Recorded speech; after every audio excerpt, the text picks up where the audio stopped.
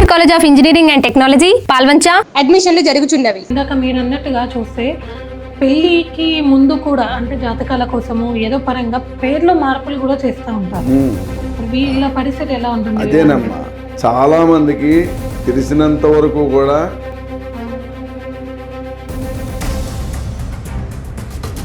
పరిశీలన చేసి అసలు వాళ్ళ జాతకంలో వివాహానికి సంబంధించిన దోషాలు ఏమైనా ఉన్నాయా అంటే, ఇంతకుముందు మీరు అన్నట్టు దోషాలలో కుజ దోషం ఉన్న వారికి కళ్యాణం ఎప్పుడు చేయాలి, ఎలా చేయాలి? కుజదోషం అనేది జాతక భాగంలో 1, 4, 7, 8 స్థానాల్లో ఉంటుంది కామన్గా.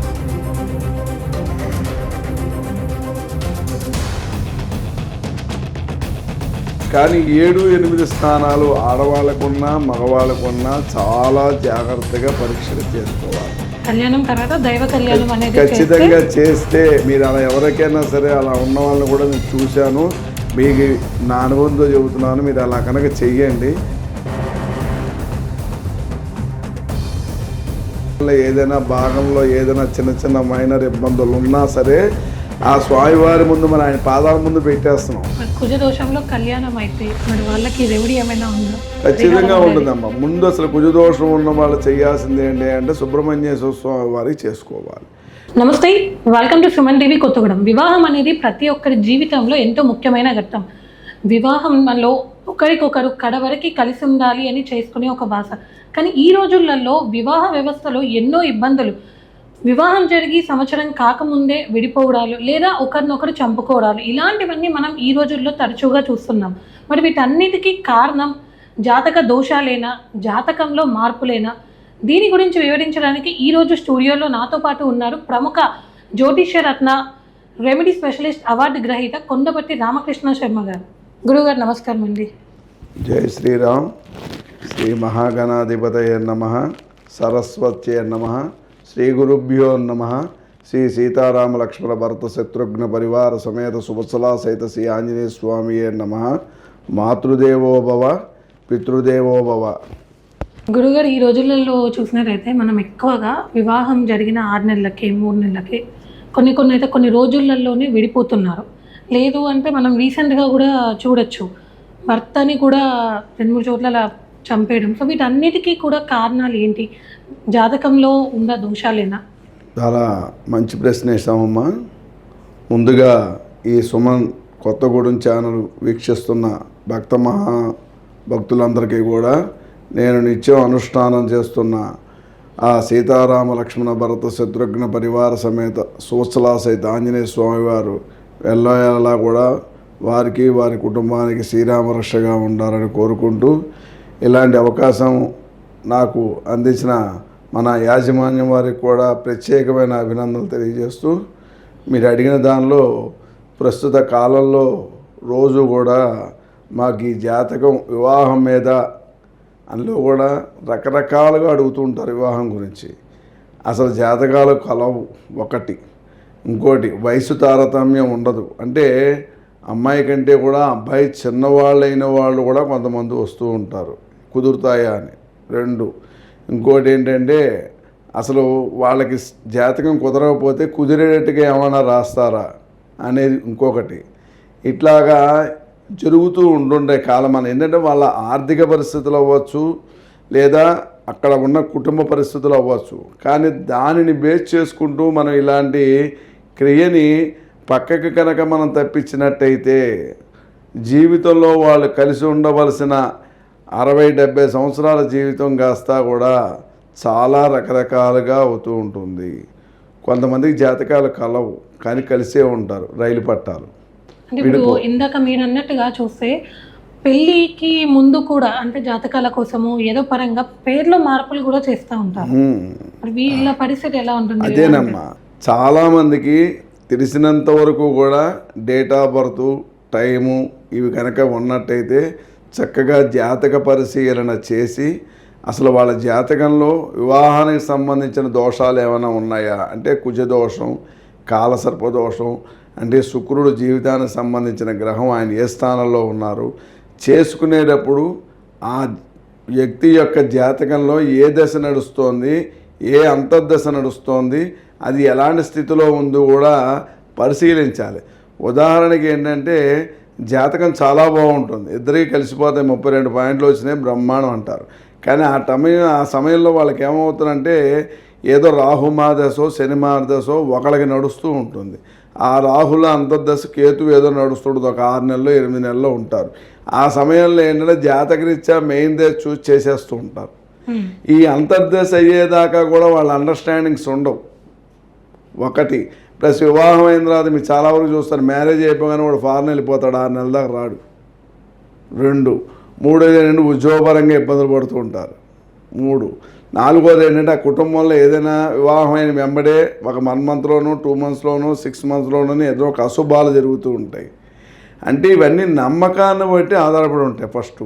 కానీ జనానికి ఏంటంటే ఆ టైం బాగాలే అన్నీ చూసి చేసినా కానీ జరుగుతున్నాయి. అంటే ఇంత సూక్ష్మంగా చూస్తున్న స్థితి ఇప్పుడున్న ప్రస్తుతం ఎవరికి కూడా ప్రముఖులకి ఎవరైనా బాగా శ్రద్ధ తీసుకునే సిద్ధాంతులు నాకంటే కూడా పరిజ్ఞానం ఉన్న వాళ్ళు ఎవరైనా చూసి చెప్పినా ఆచరించే మనుషులు లేరు. ఎందుకంటే వివాహం అయిపోతే చాలు, ఒక బాధ్యత అయిపోతుంది అనే స్థితిలో ఒకళ్ళు ఏంటంటే మనం ప్రేమించుకున్నాం కాబట్టి పెళ్లి చేసేసుకుంటే చాలు, పెద్దవాళ్ళు చెప్పాల్సిన పని లేదని యువతరానికి ఉన్న ఆశ ఒకటి. ఇలా రకరకాలుగా ఉన్నాయి. జాతకం అనేది పుట్టిన ప్రతి మనిషికి తప్పనిసరిగా కూడా ఉంటుంది. అలా కనుక మనకి జాతక కనుక లేకపోతే ఏం చేయాలంటే ఒక నామ నక్షత్రం అని ఉంటుంది. ఉజ్జాంబులు ఏదో ఒక పేరు ఉంటుంది, రామానో లేదా సీతానో లేకపోతే మీ ఎగ్జాంపుల్ మీ పేరు పద్మనో ఎవరో రకరకాలుగా ఉంటాయి. ఈ అక్షరానికి తీసుకున్న నక్షత్రం ఏదైతే ఉంటుందో చూసి అవతల వాళ్ళ యొక్క నక్షత్రాన్ని కూడా సెట్ అవుతుందా లేదు చూసుకుని గోచార స్థితి ప్రకారం వాళ్ళకి ఎలా ఉందో చూసుకుని దానికి కూడా మళ్ళీ రెమెడీస్ చేయించుకోవాలి. అంటే ఇప్పుడు మీరు చెప్పినట్టుగా మనము జనరల్గా పిలిచే పేరులో అక్షరం తీసుకోవాలా లేదా జన్మనామంలో తీసుకోవాలా? జన్మనామం ఉంటే సరే, జన్మనామంలో ఉంటే కేసు మనం చూసే పని లేదు. ఇద్దరికి జన్మనామమే చూడాలి. ఇద్దరికి జన్మనామమే చూడాలి. మగవాడికి జన్మనామం లేకుండా ఆడవాళ్ళకి జన్మనామం ఉంటే చూడొచ్చు. కానీ ఆడవాళ్ళకి లేకుండా మగవాళ్ళకి జన్మనామం ఉంటే పనికిరాదు. ఆడవాళ్ళ జన్మనామాన్ని బట్టే మగవాడికి కూడా జాతక పర్యవేక్షణ అనేది ఎక్కువ ఉంటుంది. అది ఒకవేళ ఏంటంటే ఆ జాతకానికి ఏంటంటే ఒకవేళ మనకి జాతకం కనుక తెలియకపోతే పేరు బలాలను బట్టి ప్రకారం కనుక చేసినట్టయితే వివాహం అయిన తర్వాత వాళ్ళ చేత ఏదైనా ఒక దైవ కళ్యాణం కానీ ఏదైనా ఒక యాగాన్ని కానీ అంటే తాత్కాలికంగా ఏదైనా శాంతి హోమం కానీ ఇలాంటివి చేయించుకోవడం మూలంగా వాళ్ళ జీవితంలో చాలా మంచిగా ఏర్పడడానికి కూడా అవకాశం ఉంటుంది. ఇప్పుడు అందరికీ కూడా చక్కగా అర్థమయ్యే విధంగా అంటే అసలు ఏ నక్షత్రానికి ఏది పడుతుంది, వరుడు నక్షత్రాల ప్రకారం వధువుకి ఏం పడుతుంది, వధువుకి ఏ నక్షత్రం ప్రకారం అది దాని ప్రకారం ఏమవుతుందంటే మనకి నామ నక్షత్రం అయినా మనకు భయం లేదప్పుడు, జన్మ నక్షత్రం అయినా మనకు భయం ఉండదు. ఇంతకుముందు మీరు అన్నట్టు దోషాలలో కుజదోషం ఉన్న వారికి కళ్యాణం ఎప్పుడు చేయాలి, ఎలా చేయాలి? కుజదోషం అనేది జాతక భాగంలో 1, 4, 7, 8 స్థానాల్లో ఉంటుంది కామన్గా. ఈ 1, 4 స్థానాల్లో మేజర్ ఎఫెక్ట్ అనేది ఉంటుంది కానీ అంత మేజర్గా ఉండదు. కానీ 7, 8 స్థానాలు ఆడవాళ్ళకున్నా మగవాళ్ళకున్నా చాలా జాగ్రత్తగా పరీక్షలు చేసుకోవాలి. ఇది కూడా చేసేటప్పుడు ఒకళ్ళకుండి వాళ్ళకి లేకపోతే చేయకూడదు, ఇద్దరికీ ఉండాల్సింది. అయితే కుజుడికి సంబంధించిన నక్షత్రాలు కొన్ని ఉంటాయి, అవి కనుక ఉండి కుజదోషం ఉంటే ఇబ్బంది ఏమి ఉండదు. మృగశిర నక్షత్రం ఉంటుంది, నక్షత్రాధిపతి కుజుడు, దానిలో కనుక కుజదోషం ఉందనుకో దానికి కొంత ఎక్స్క్యూజ్ చేసుకోవచ్చు. అయినా ఒకళ్ళకు ఉండి ఒకళ్ళు లేకుండా తప్పదు చేసుకోవచ్చు అని చెప్పి కొంతమంది చెప్పినా పర్ఫెక్ట్గా లేని సమయంలో ఏ జంటకైనా సరే అసలు నా అనుభవ ప్రకారం అయితే జాతక పర్యవేక్షణతో ఎంత బాగా చూసి చేసినా సరే వివాహం అయిన తర్వాత ఆ జంట చోట వీలైనంత వరకు ఎక్కడైనా ఒక దైవ కళ్యాణం కనుక చేయించినట్టయితే ఆ కళ్యాణం మనం స్టార్ట్ అయిన కాడి నుంచి చివరి వరకు ఏదైనా మైనర్ దోషాలు ఉన్నాయి. ఇప్పుడు ఏంటంటే రకరకాల దోషాలు ఉన్నాయి. సమయాన్ని ముహూర్తం పెడితే జీలకర్ర బెల్లం పెట్టడం కుదరదు, ఏదో కుదురుతోంది అంటున్నారే కానీ చాలా పెళ్ళిళ్ళు చూస్తున్నాయి. ఎందుకంటే రకరకాల అడ్డంకులు వస్తాయి. అక్కడ ఫోటో కోసం చూసేవాడు, అక్షంతల కోసం చూసేవాడు, అప్పుడప్పటికి వెళ్ళిపోతున్నాం అని చెప్పి గిఫ్ట్ చూసేవాడు, మళ్ళీ ఏవో రకరకాలుగా ఉంటే ఆ సెకండ్ దాటినా దాని తేడా ఉంటుంది. అందువల్ల ఏంటంటే ఈ పరిదోషకాలన్నిటికీ ఏంటయ్యా అంటే నా అనుభవం మీద నేను చేస్తున్నది ఏంటి అంటే వివాహం అయిన తర్వాత తప్పనిసరిగా కదమ్మా అవకాశం ఉన్నంతరపు నెలలోపో 3 నెలల్లోపో ఎప్పుడొకప్పుడైనా సరే వాళ్ళ చేత ఒక కళ్యాణం చేయించండి. ఆ కళ్యాణం కూడా ఎలాంటిది అంటే సుబ్రహ్మణ్య స్వామి వారి కళ్యాణం అయితే మంచిది. ఎందుకంటే వధువరులకి చాలా బాగుంటుంది. ఎందుకంటే కుజదోషం ఉన్నా కాలసర్పదోషాలు ఉన్నా ఇలాంటి వాటికి చాలా పనిచేస్తూ ఉంటుంది. లేదా వెంకటేశ్వర స్వామి వారి కళ్యాణం, లేదా రామ కళ్యాణం, లేదా అమ్మవారి కళ్యాణం, పార్వతీ కళ్యాణం రకరకాలుగా ఉంటాయి.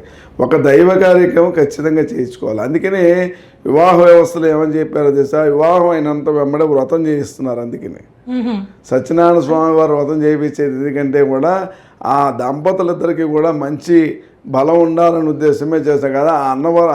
ఆ వ్రతం చేసేటప్పుడు కూడా ఆ కాసేపు ఆ 2 గంటలు 3 గంటలు కూడా వాళ్ళని కాన్సన్ట్రేషన్గా వినడం కానీ చేయడం కానీ చుట్టూ ఉన్న ప్రేక్షకులు చేయనీయలేకపోతున్నారు. అంటే పరిస్థితులు అలా ఉన్నాయి, ఎవరిని అనడానికి అవకాశం లేదు. అందుకోసం ఇదంతా అయిపోయిన తర్వాత ప్రశాంతంగా వాళ్ళిద్దరే ఉన్నప్పుడు చక్కగా వాళ్ళని తీసుకెళ్ళి ఒక దేవాలయంలో హాయిగా కళ్యాణం చేసి రెండో మనిషిని పిలవకూడదు. ఇక చుట్టాలకి గిట్టాలి బంధువులకి ఎందుకు ఎవరిని పిలవ హాయిగా వాళ్ళని తీసుకెళ్ళి ఆ అమ్మాయి తల్లిదండ్రులు అబ్బాయి తల్లిదండ్రులు చక్కగా నలుగురు వెళ్ళడం, హాయిగా పూజ చేయించుకోవడం, రావడం. కళ్యాణం తర్వాత దైవ కళ్యాణం అనేది ఖచ్చితంగా చేస్తే మీరు అలా ఎవరికైనా సరే అలా ఉన్న వాళ్ళని కూడా నేను చూశాను. మీకు నా అనుభవంతో చెబుతున్నాను. మీరు అలా కనుక చెయ్యండి.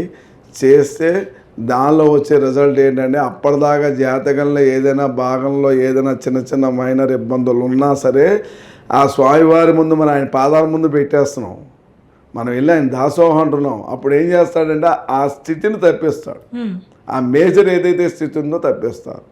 ఎగ్జాంపుల్ మీకు చెబుతాను. నేను లైవ్లో నిజంగా జరిగింది. ఒక జంటని ఒక జాతకాలు 2 తీసుకొచ్చారు. ఒక జాతకాలు బ్రహ్మాండంగా ఉన్నాయి. కానీ నేను చెప్పా వీళ్ళిద్దరు జాతకాలు అయితే బాగానే ఉన్నాయి, కానీ వీళ్ళ బలంగా కుటుంబంలో ఒక వ్యవస్థలో ఎవరికైనా ఒకరికి ఇబ్బంది వస్తుందమ్మా అని చెప్పా. అంటే వీళ్ళు బాగుంటే చాలు అన్నారు. ఇంకే దానికి అంతవరకే మనం వేసారు కాదండి. దీనివల్ల ఈ తల్లికి దెబ్బ కొడుతుంది, తండ్రికి దెబ్బ కొడుతుందని అనుకో భయపడతారు. ఒకవేళ చేసిన తర్వాత స్థితి బాగాలేదనుకోండి ఇబ్బంది పడతారు.